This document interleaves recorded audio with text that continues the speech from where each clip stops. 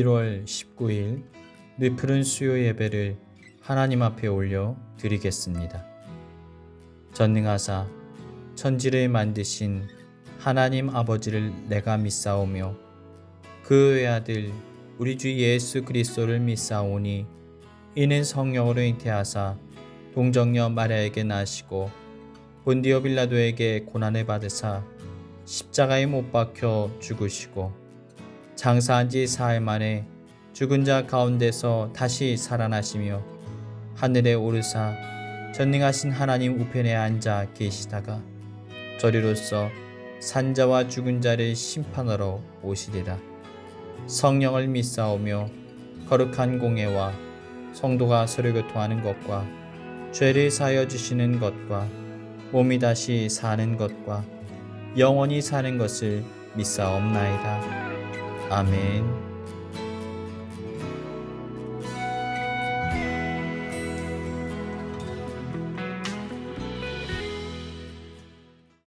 오늘 우리에게 주신 하나님 말씀은 마태복음 26장 51절부터 53절까지의 말씀입니다. 마태복음 26장 51절부터 53절까지의 말씀. 예수와 함께 있던 자 중에 하나가 손을 펴 칼을 빼어 대제사장의 종을 쳐 그 귀를 떨어뜨리니 이에 예수께서 이르시되 내 칼을 도로 칼집에 꽂으라. 칼을 가지는 자는 다 칼로 망하느니라. 너는 내가 내 아버지께 구하여 지금 12군단 더 되는 천사를 보내시게 할 수 없는 줄로 아느냐. 아멘. 오늘 말씀의 제목은 할 수 없는 줄로 아느냐라는 제목으로 하나님 말씀을 나누겠습니다. 오늘 본문의 상황은 이러합니다. 예수님의 공생의 사역이 이제 막바지에 이르게 되었습니다. 가룟 유다에 의하여서 예수님께서는 은 30냥에 팔리게 되었고 마침내 대적들의 손에 붙잡히는 사건이 발생하게 됩니다.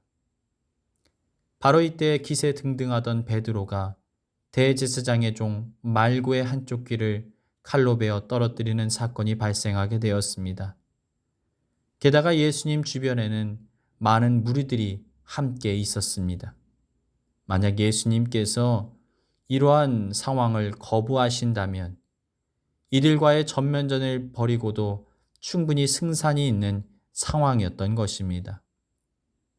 그런데 예수님께서는 도리어 베드로를 꾸짖으시며 이렇게 말씀하셨습니다. 52절.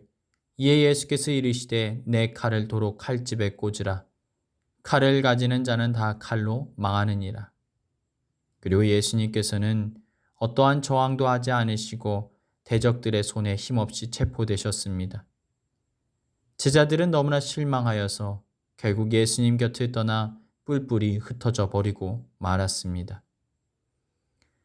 우리는 이러한 이해할 수 없는 예수님의 모습 속에서 무엇을 깨달아야만 할까요? 공생의 사역을 마치시면서 그러한 모습을 보이셨던 이유가 무엇일까요? 제자들과 또한 우리들에게 가르치고자 하셨던 삶의 자리는 과연 무엇이겠습니까? 첫 번째로, 우리는 하나님의 뜻을 이루기 위하여서 인내할 줄 알아야 합니다. 여러분, 예수님께서는 폭력을 대항하고 도리어 응징할 힘과 능력을 갖추고 계셨습니다. 베드로가 칼을 빼내어 대제사장의 종의 귀를 칠 때 예수님 곁에는 많은 무리들이 추종하며 따르고 있었습니다. 여러분, 예루살렘에 입성하실 때 온 성이 요동했던 것을 기억해 보십시오. 많은 사람들이 예수님을 추종하고 따르고 있었습니다. 그래서 이들이 이렇게 예수님께 여쭈어보고 있는 것입니다. 49절. 그의 주위 사람들이 그 된 일을 보고 여짜오되 주여 우리가 칼로 치리이까 하고. 만약 예수님께서 힘을 앞세워서 모든 것을 장악하고자 하셨다면 쉽게 해결이 되었을 것입니다. 게다가 예수님께서는 인간이 아니라 하나님의 아들이셨습니다. 하늘과 땅의 모든 권세를 가지고 계셨기에 12영이 더 되는 천사를 부리실 수가 있었습니다. 당시에 영이라는 것은 군단을 말합니다. 군단의 규모는 보병 6,000명, 기병 120명의 군대 조직을 이야기합니다. 그러니까 12영 더 되는 천사를 부릴 수 있다는 것은 엄청난 규모의 천사를 거느리는 강력한 힘과 권능을 가지셨다라는 거예요. 만약 예수님께서 대적자들을 무찌르는 수준이 아니라 무장봉기를 시조하셨다면 순식간에 로마 제국을 무찌르고 다시 새롭게 세울 충분한 능력을 갖추지 않으셨겠습니까? 로마 병사들도 지상의 어떤 군대도 상대가 되지 않았을 거예요. 천사 하나가 아수르 대군을 하룻밤 사이에 전멸시킬 정도의 능력을 가졌음을 우리가 기억할 때 12영도 더 되는 천사라는 것은 어마어마한 우리가 상상할 수 없는 신적인 능력을 의미하는 것입니다. 그런데 예수님께서는 이러한 힘과 폭력을 사용하지 않으셨습니다. 폭력에 폭력으로 대응하기를 결단코 원치 않으셨던 거예요. 54절 내가 만일 그렇게 하면 이런 일이 있으리라 한 성경이 어떻게 이루어지겠느냐 하시더라. 그 대신 하나님의 뜻이었던 온 인류를 구원하기 위한 이 숭고한 사명을 완수하기 위해 예수님께서는 인내하셨습니다. 오랫동안 참으셨습니다. 십자가에서 우리 죄를 사하여 주시기 위하여서 대적들의 손에 순순히 잡히셨던 것입니다. 성경은 예수님께서 십자가를 맞이하실 때 마음의 상태에 대해 이렇게 표현합니다. 히브리 12장 2절 믿음의 주여 또 온전케 하시는 이인 예수를 바라보라. 그는 그 앞에 있는 기쁨을 위하여 십자가를 참으사 부끄러움을 개의치 아니하시더니 하나님 보좌 우편에 앉으셨느니라. 예수님께서는 하나님의 뜻을 위하여서 십자가를 참으셨다라는 거예요. 사랑하는 여러분, 때때로 우리가 인내하지 못하는 이유는 무엇일까요? 하나님의 뜻보다 내 감정, 내 생각, 나의 자존심, 나의 상황에 더 많이 집중하기 때문입니다. 그러나 우리가 하나님께서 무엇을 기뻐하실지만 생각할 수 있다면, 예수님의 그 마음을 품을 수만 있다면, 예수님께서 보이셨던 인내의 모습을 조금이나마 삶의 자리에서 이루어 나갈 수 있는 것입니다. 쉽지 않지만 그러한 인생을 살아가시길 축복합니다. 두 번째로, 사랑을 실천하기 위해서 우리는 인내할 수 있어야 합니다. 예수님께서는 제자들 가운데 사랑을 강조하셨습니다. 그리고 그 사랑을 몸소 삶의 자리에서 실천에 옮기셨습니다. 우리 예수님께서는 원수를 사랑하라고 말씀하셨습니다. 70번씩 7번이라도 용서하라고 가르치셨습니다. 그리고 이러한 가르침을 삶으로 보여주십니다. 결국 예수님께서는 십자가에서 자기 희생을 통하여 이 위대한 사랑을 온 인류 가운데 보이셨던 거예요. 사랑은 모든 것을 싸매어 줍니다. 망가진 모든 것을 온전케 만듭니다. 허물어진 모든 것들을 세워줍니다. 이것이 바로 사랑의 위대함입니다. 예수 그리스도의 희생과 사랑으로 인하여서 모든 인류는 죄의 문제로부터 해결되어 참 자유와 평안을 누리게 되었습니다. 폭력을 사랑으로 이기셨던 거예요.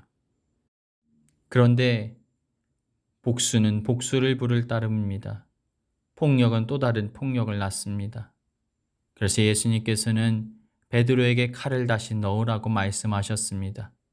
그리고 큰 상처를 입은 대제사장의 종 말구의 귀를 다시 고쳐주셨던 거예요. 그 중에 한 사람이 대제사장의 종을 쳐 그 오른쪽 귀를 떨어뜨린지라 예수께서 일러 이르시되 이것까지 참으라 하시고 그 귀를 만져 낫게 하시더라. 그런데 본래 이 인물은 대제사장의 명을 받들어 대적자의 편에 섰던 자입니다. 치료하지 않았어야 되는 인물이 아닐까요? 그런데 주님께서는 그것에 연연해 하지 않으셨습니다. 그의 길을 붙들고 간절히 기도해 주심으로 깨끗하게 싸매어지는 놀라운 은혜가 임하게 되었던 것입니다. 성경은 이렇게 말씀합니다. 요한복음 3장 16절. 하나님이 세상을 이처럼 사랑하사 독생자를 주셨으니 이를 그는 믿는 자마다 멸망하지 않고 영생을 얻게 하려 하심이라. 사랑하는 여러분, 주님께서 우리를 사랑하신 것처럼 우리도 인내함으로 또 오래 참음으로 사랑을 이루어 나가야 합니다. 주님께서 받은 사랑이 우리를 향하여 오래 참으셨기에 우리도 다른 이들을 오래 참고 사랑을 흘려보낼 수 있어야 한다라는 거예요. 그러한 사랑을 닮아가시길 주님의 이름으로 축복합니다. 그런데요, 물론 이러한 삶을 살아가긴 너무나 힘듭니다. 때로는 내 혈기와 분노를 주체하지 못할 때도 있고 강한 말로 내 의견을 표현하고 싶기도 합니다. 마음이 급하기에 감정이 상해서 여러 가지 이유로 우리가 상처를 주고 또 폭력을 내 스스로 용인할 때가 있습니다. 그러나 이것은 결코 성경적인 방법은 아닙니다. 예수님께서는 이러한 모습들을 결단코 기뻐하지 않으신다라는 거예요. 그래서 이 길을 살아나가는 것, 이것이야말로 좁은 문, 좁은 길이 되는 것입니다. 마태복음 7장 13절부터 14절. 좁은 문으로 들어가라. 멸망으로 인도하는 문은 크고 그 길이 넓어 그리로 들어가는 자가 많고 생명으로 인도하는 문은 좁고 길이 협착하여 찾는 이가 적음이니라. 사랑하는 여러분, 우리의 모습은 지금 어떠합니까? 누구를 닮아 있나요?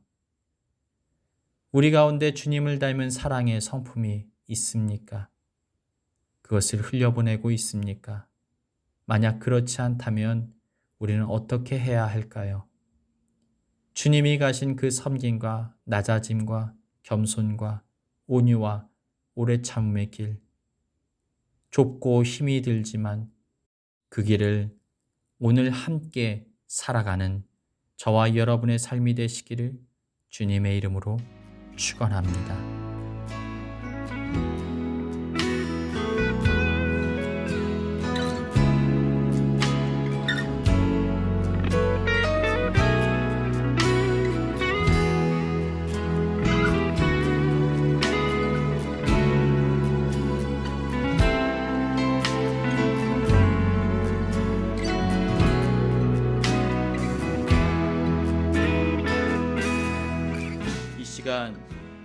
교회에 주신 공동의 기도 제목을 가지고 다 같이 기도하시겠습니다.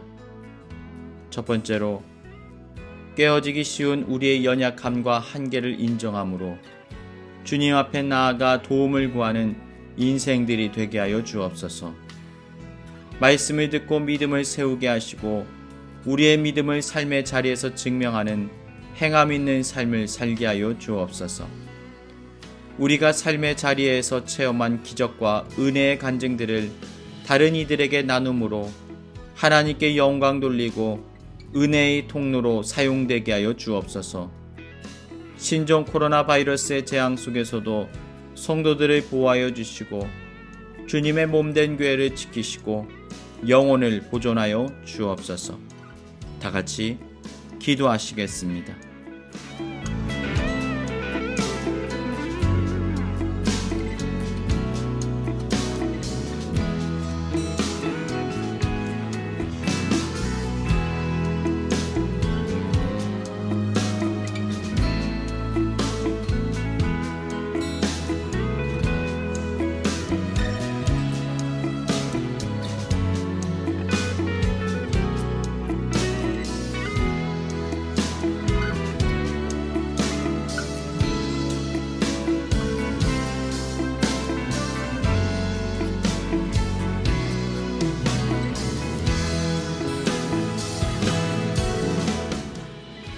이제는 우리 구주 예수 그리스도의 크고 깊은 은혜와 아버지 하나님의 한없으신 사랑하심과 보혜사 성령님의 우리와 늘 함께하심의 은혜가 하나님의 뜻을 이루기 위하여 또 사랑을 흘려보내기 위하여 인내하고 오래 참는 주님의 사랑의 선품 담기를 소망하는 주님의 자녀들 가운데 이제로부터 영원까지 함께 하시기를 간절히 축원하옵나이다.